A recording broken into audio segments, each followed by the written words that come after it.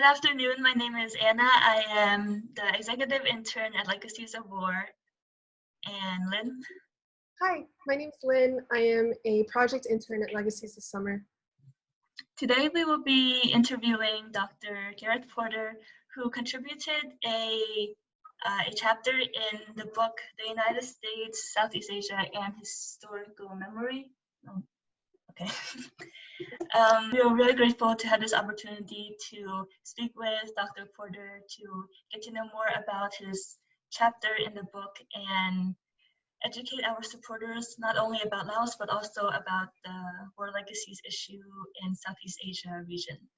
And I'll give it to Lynn to introduce Dr. Gareth Porter. Thank you. So I have the privilege of introducing Dr. Porter today. Dr. Porter is an American historian, investigative journalist, author, and policy analyst specializing in U.S. national security issues. He was a prominent anti-war activist during the Vietnam War and has written extensively on the potential for peaceful conflict resolution in Southeast Asia and the Middle East. During the Vietnam War, Dr. Porter dedicated his time to research and education surrounding the war's impacts, frequently challenging policy decisions made by the U.S. government, and he wrote a number of books analyzing the international power dynamics that proliferated around the war. Most recently, Dr. Porter received the 2012 Martha Gellhorn Prize for Journalism for his work on government-sanctioned propaganda propping up U.S. policies in Afghanistan and Pakistan. So, Dr. Porter, what was it like being an anti-war activist during the Vietnam era? Wow, that's a very big question. And from my point of view, it's a bit different, the experience that I had as an anti-war activist, because it was not through one of the major anti-war organizations that mobilized hundreds of thousands of people across the country during the war that I was active. It was really from the perspective and from the position of somebody who was working on a PhD on Southeast Asian studies at Cornell University, and who was morally opposed to the Vietnam War from the very first moment that the United States began to make a move towards intervention militarily.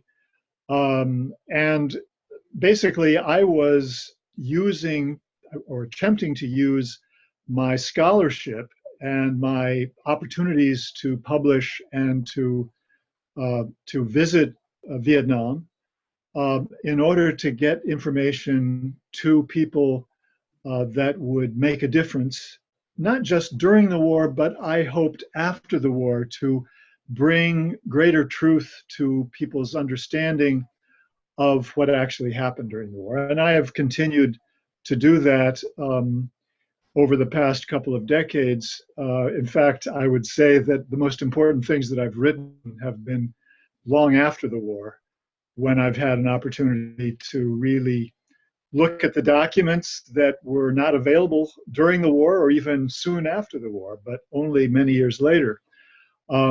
And so my book, Perils of Dominance, Imbalance of Power and the Road to War in Vietnam, which was published by University of California Press in 2005, was my effort to shed light on the real reasons that the United States went to war in Vietnam, and indeed, of course, in Laos and Cambodia as well.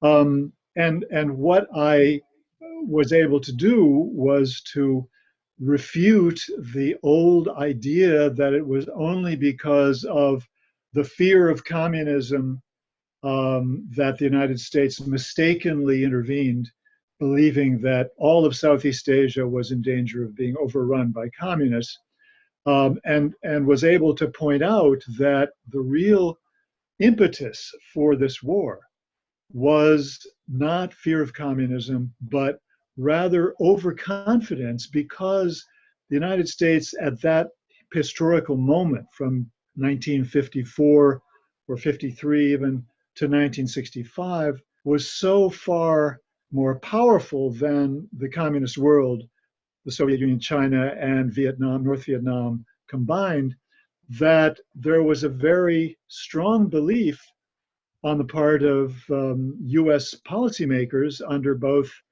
the Kennedy administration and the Johnson administration that the United States could intervene there safely without being in danger of being drawn into a long, drawn out war or a big war.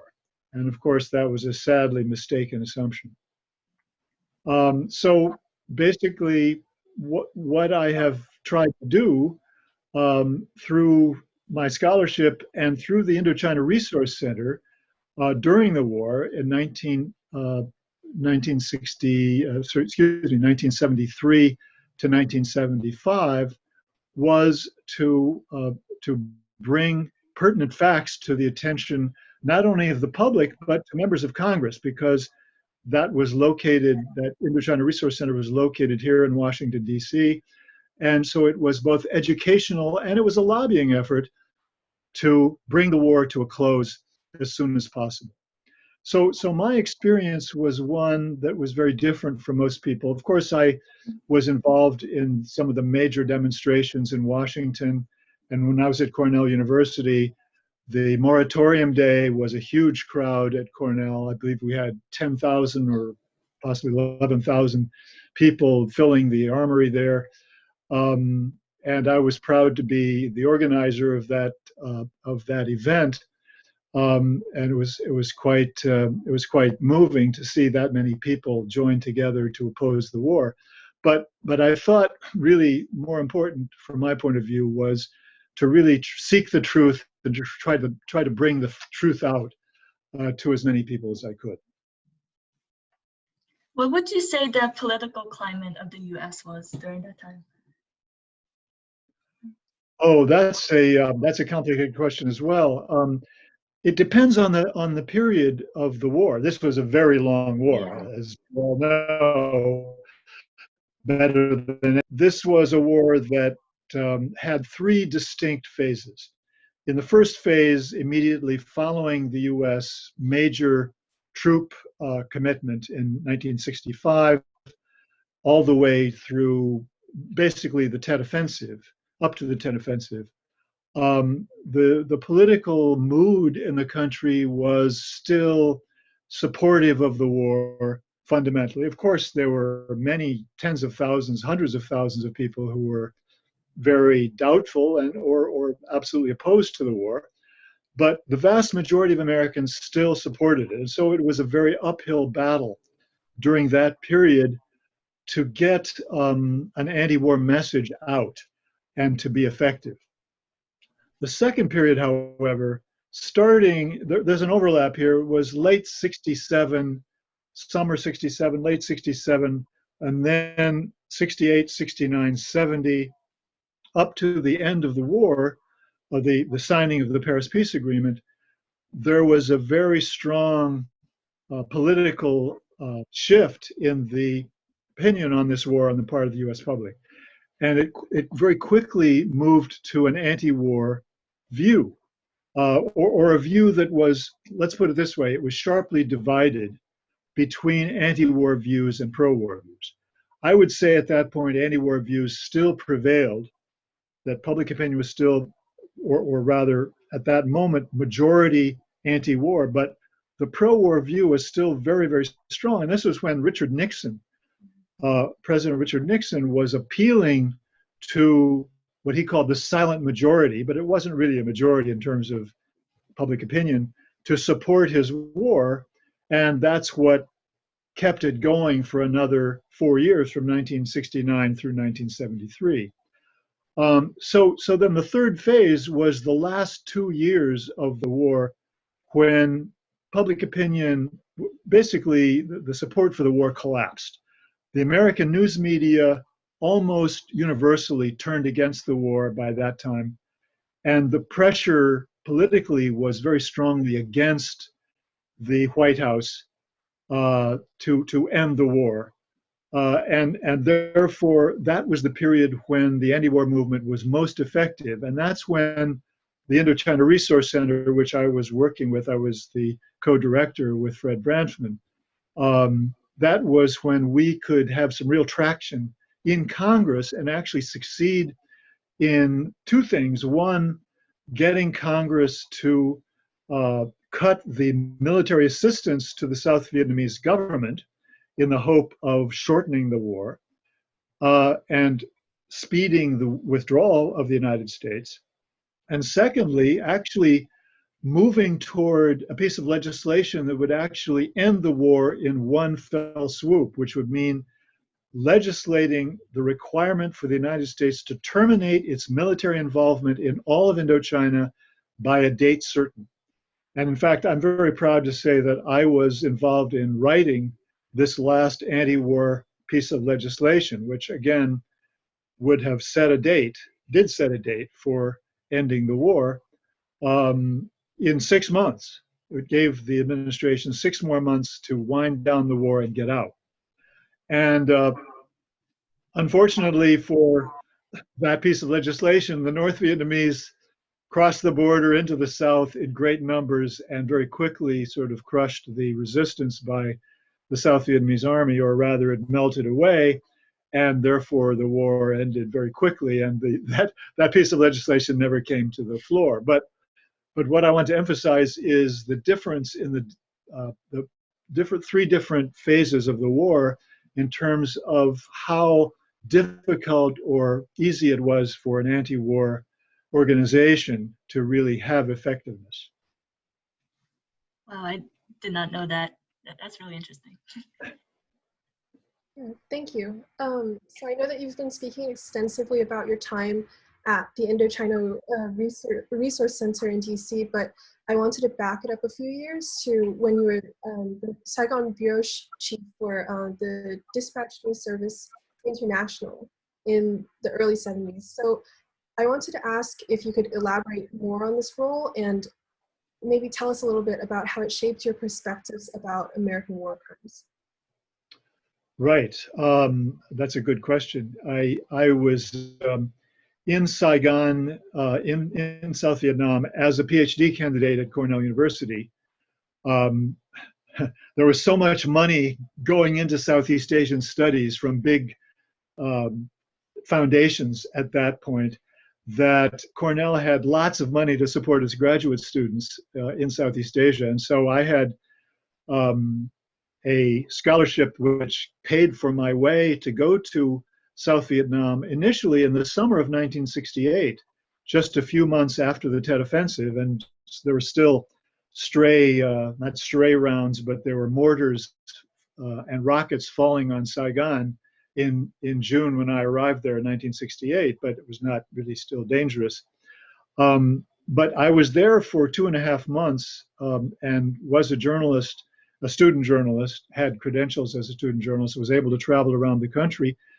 And during that period, I went to Hue, to the Central Highlands, and to the Mekong Delta, and actually intended to cover one U.S. military operation in the Mekong Delta, but when I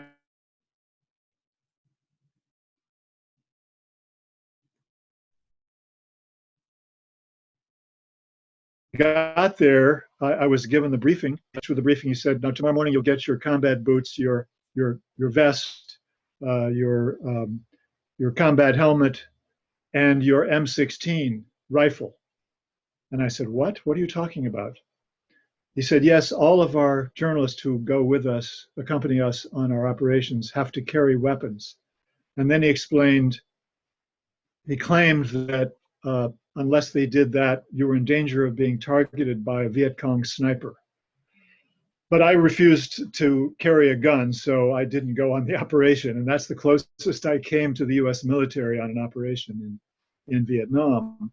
But what I did do during that summer was to visit the Quakers in Quang Ngai province, which was near the scene of the My Lai massacre. Now, My Lai had not occurred at that moment.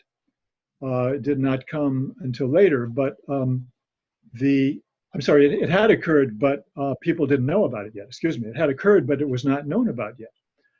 But what I did hear from Quakers in Quang Ngai province, which does address your question of how it shaped my view of war crimes, was that South Korean troops in Quang Ngai province, who were there in pretty large numbers in that part of the country, had been carrying out massacres right and left in one village after another, and that the Quakers had begun to talk to some of the villagers who gave them accounts of this. And so I knew that there were terrible things happening, war crimes happening in that part of Vietnam. What I didn't know at that moment was that American troops had done the same thing. And what I learned from talking to an official, a US official in Quang Ngai, was that they knew that the South Koreans were doing this and they didn't do anything about it. So that gave me my first clue about the guilt of the US military in Vietnam with regard to war crimes. And so I wasn't surprised when I got the news about My Lai, when I read about My Lai. The second thing that happened while I was there was that I met the former GI who actually passed on the story to Seymour Hersh, who published it and made the story a major story in the US press in 1969. And so it was a big honor for me to have met this very courageous and honorable man who had served in the US military, and because he knew people who served in that part of Vietnam, was able to talk to people later and find out from them that something terrible had happened. And he was extremely courageous in trying to do his best to get the story out. And he's been honored since then by an award in his name. So those were things that made me much more sensitive to this issue of U.S. war crimes there. But there was one other thing which happened before I went to Vietnam, and that is the reason that I decided to become a specialist on Vietnam and Southeast Asia.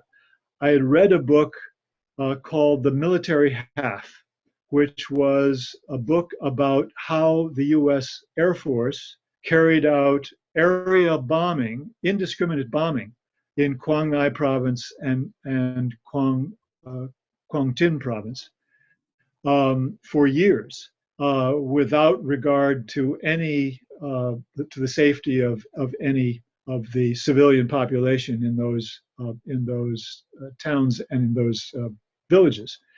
And so I knew that the U.S. government was committing war crimes from the air before My Lai ever surfaced as an issue.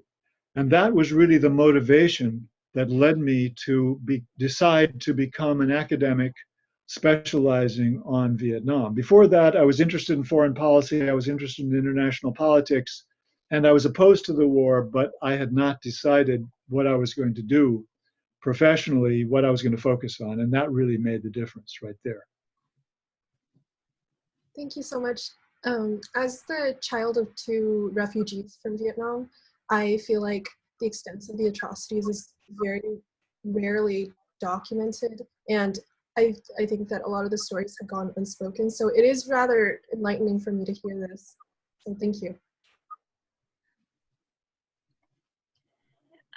So in the chapter, you mentioned that many of the testimonials and reports following the My Lai massacre were not made public in its original form.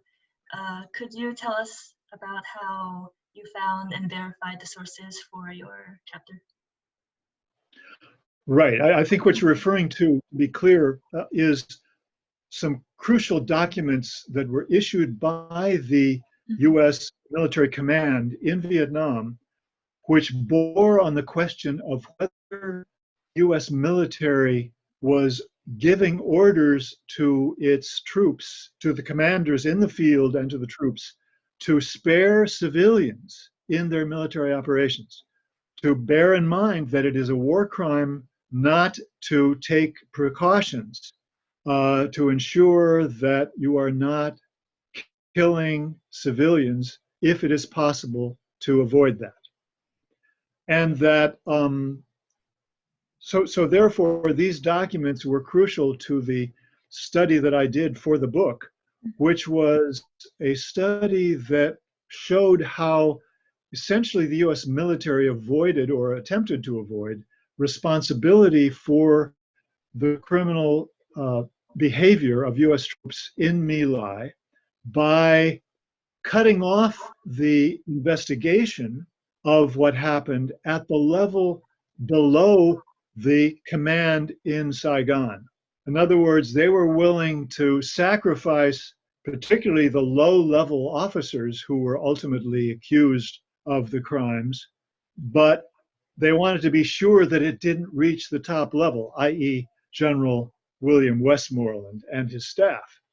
And so what they did was to choose a person to investigate this, and this was after Cy Hirsch's story had been made public and became a huge story in the US press, in order to keep control of the issue politically and in the press. What they did was to choose a general who they knew would be dependent on General Westmoreland for promotion to the job that he was hoping to get. At that moment, the general who was in charge of the investigation he was not in Vietnam, he was back in Washington, he was in charge of all reserve forces. So they brought him in to do the investigation, knowing that he wanted a higher level position, a higher level command. In fact, he was hoping to be the commander of all US troops in South Korea, which was a plum assignment for any general. And he knew he needed Westmoreland's approval and an appointment to do that.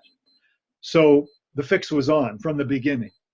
And he knew that he knew where he had to cut off the level of responsibility for what happened in My Lai.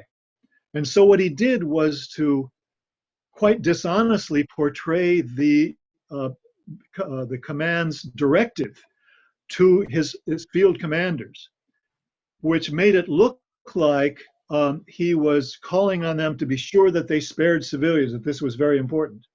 When in fact, the full document, which I was able to obtain from the US War College in Pennsylvania, from their archives, what that document said very clearly was that these limitations, these requirements were to be imposed only when the population was in a zone that was occupied by the South Vietnamese government or was only temporarily occupied by the Viet Cong.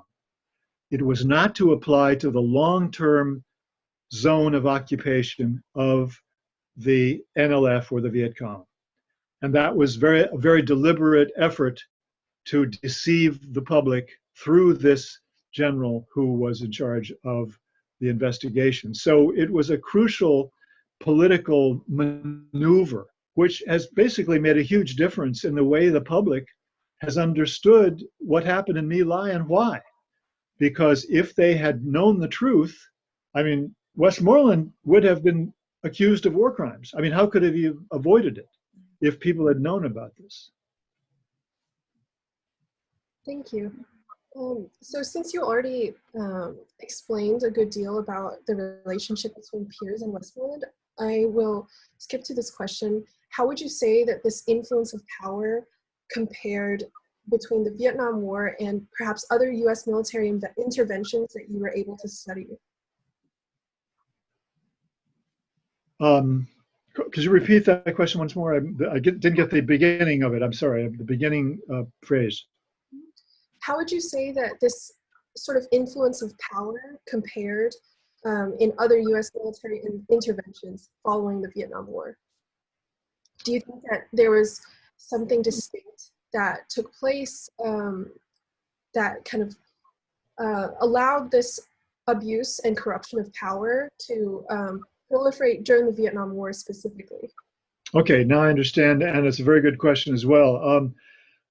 In fact, I'm working on a book right now which is dealing precisely with the question you're asking. It's about the military-industrial complex, the the national security apparatus, bureaucracy of the United States, and why it has repeatedly gotten itself into a series of wars, beginning with Vietnam. Well, it began with Korea, but Vietnam was the first sort of war that was carefully considered, and then the decision was made to intervene militarily. And there was nothing more after that, before the end of the Cold War. But then after the Cold War, the pace of US involvement in various wars began to increase tremendously. And of course, we all know there's been the war in the Balkans, the war in the first Gulf War in 1991. Then there was Iraq, and then all of the wars that have taken place in the Middle East ever since then. And so the question arises, as you've raised the question correctly, why is it the United States continues to get involved in such wars? Is there a vested interest here, or set of vested interests, which underlies this continued pattern of US warfare? And what I am showing in my book is the answer is yes, that there are political interests, economic interests, particularly economic interests, that underlie this pattern of wars. And it is not so much that, with a couple of exceptions. There are a couple of exceptions here. Iraq is an exception because they deliberately decided to go into Iraq with the thought that there was going to be a major war, but there was going to be a fast war. And the Balkans War was, a decision was made to use strategic bombing, if you will, to try to bring to heel the Serbian government. So that was a very deliberate decision to have a relatively larger war. But in all the other cases, there was a major miscalculation that they could intervene without, and I'm thinking of Afghanistan in particular. They were thinking they could intervene quickly and they would not get involved in a long war. And well, that's not the way it worked. But underlying all this of these many wars, many small wars, that some of which became large wars, is the factor of a system that had to continue to justify itself, particularly after the Cold War. They were in deep trouble because unless they could come up with rationales for public support for continuing the same level of support, the whole system would collapse. And so what I'm going to show in my book is that they were forced to begin to dabble in interventions to prepare for small wars, to justify themselves. And every once in a while, they had to do an intervention in order to show that they were worthy of getting the level of military budget support that was being given them by Congress and the American public. So that's a short version of what I'm going to explain in my book, that there is a set of vested interests, and they're all about the military budget. And underlying that, of course, are the interests of the arms manufacturers, the contractors. They really drive this process in a way that the military itself has sort of become a handmaiden of, rather than, in a way, the master of the process. It's a very important question, and I hope maybe I can add some clarity to it. I think I will add a lot of clarity to the answer to that.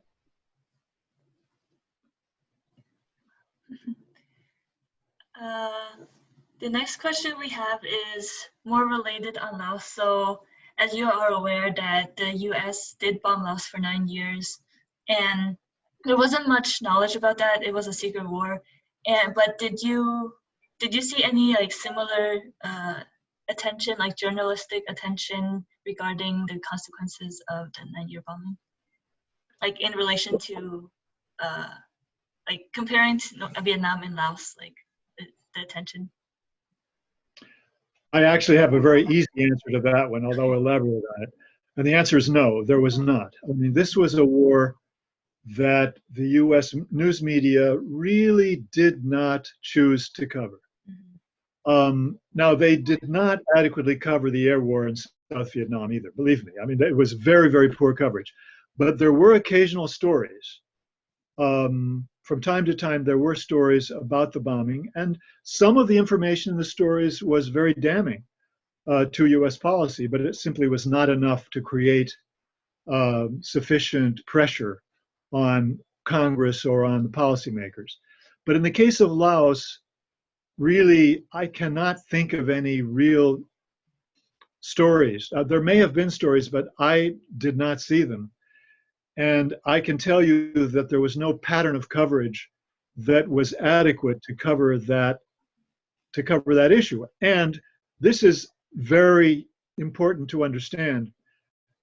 They should have known better. They did know better because Fred Branfman, my good friend, the late Fred Branfman, who was the founder of the Indochina Resource Center and Project Air War, was single-handedly responsible for bringing that issue to the attention of one journalist after another. I know Fred very well, and he's told me, and he's related the story in the book, in his long interview in the book. He's told about how he met a number of journalists who he actually names in the book and introduced them. He took them to the refugee camps in Laos and had them meet some of the refugees and heard the stories that they told. So the news media were aware, but they did not cover the story. And I think this is a major scandal. It's a huge scandal, another major scandal about the failure of the US news media to do their duty to tell the truth and instead to lean over backwards to curry favor with the national security bureaucracy and the military industrial complex. Yeah, that's pretty much what I thought you would say. Like, Yeah. I would like to say thank you for like you and everybody for covering this because not a lot of people know about it, and it's something that everybody in America should really know. Vietnam and Laos. If I could just add one personal note on that, I actually was in Laos in 2004, I believe it was 2004. Yes. I was working for United Nations Development Program as a consultant,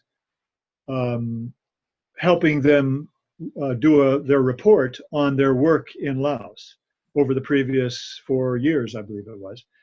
And one of the assignments I had was to cover the UXO program, the program that is aimed at exploding unexploded ordnance that has been left behind. And of course, as I know you're very well aware, but very few people understand, one of the horrors of this war, particularly in Laos and Cambodia, but in Vietnam as well, has been the unexploded ordnance that's been left behind. And they continue to kill thousands of Vietnamese, Lao, and Cambodians every year. And it's just such a terrible crime that I think many Americans who are aware of it feel very guilty about it. And of course, we now know that the United States is contributing for the first time in recent years to doing something about that problem. But when I was in Laos to cover that, to meet with people who were working on the project, they allowed me to actually blow up some of the unexploded ordnance in the field where they were laying, and they had identified where they were. So I was proud to say that I had done my very, very tiny little bit to be part of that process. It must have been a very memorable experience. It was indeed, yeah.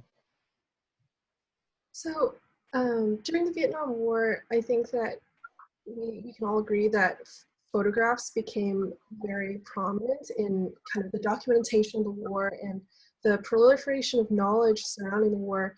And I was pretty interested in how you saw maybe this this type of war news coverage evolving in the past half century.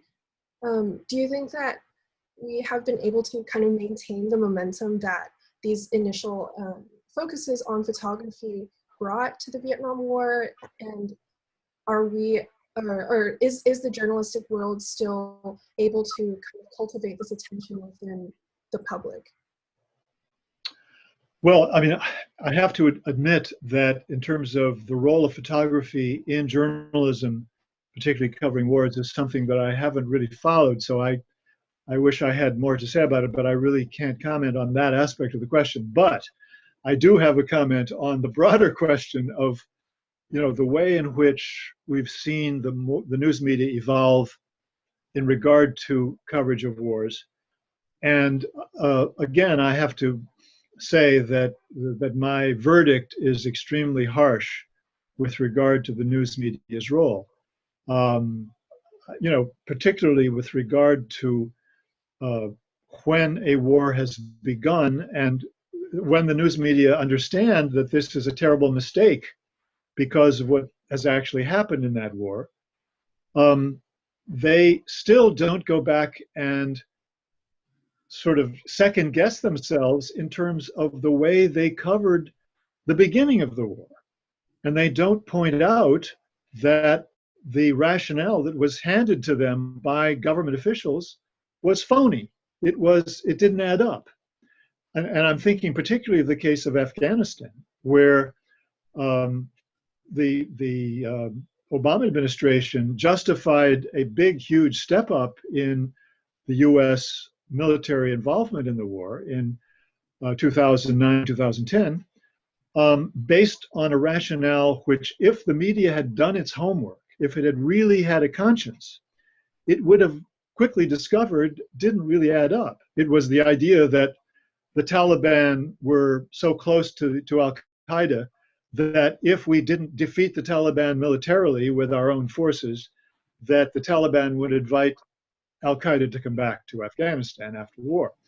And there was plenty of evidence to show that that was simply not true. And I wrote about it at that time in 2009, but it wasn't something that the news media, the corporate news media, picked up at all. They weren't interested. And so there's a real hardcore pattern here of refusing to take seriously the responsibility of the news media to question very, very strongly the administrations that are making decisions on wars about the rationale and then about the policies that they're pursuing. They're giving them a free pass, essentially, particularly at the beginning. And it's only when the war starts to go sour, as it did in the case of Vietnam and elsewhere in Indochina, but particularly in Vietnam, that you begin to see the news media starting to raise questions. So I think that we're really faced with a fundamental problem here of the way the news media operate, the ideologies, and it really needs to have more attention, more pressure focused on the news media with regard to this issue.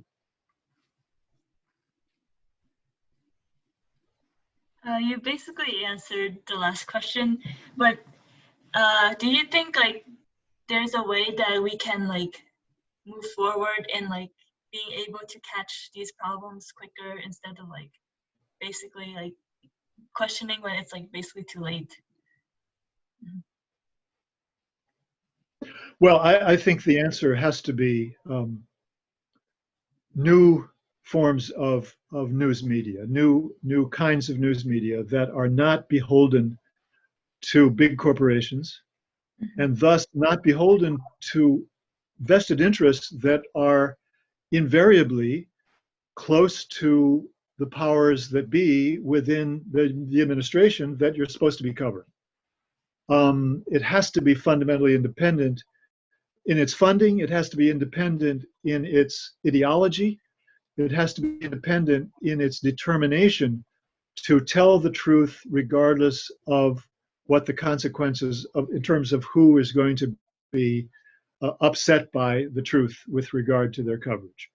and I'm afraid we've made some progress toward that, but there's a great distance that still needs to be traveled to create an alternative news media that is really effective in reaching out to a much larger audience. That is the problem that I still feel that needs to be solved before we can have any hope of real traction in preventing future such calamities, as we've seen in Vietnam and Laos, Cambodia, and elsewhere.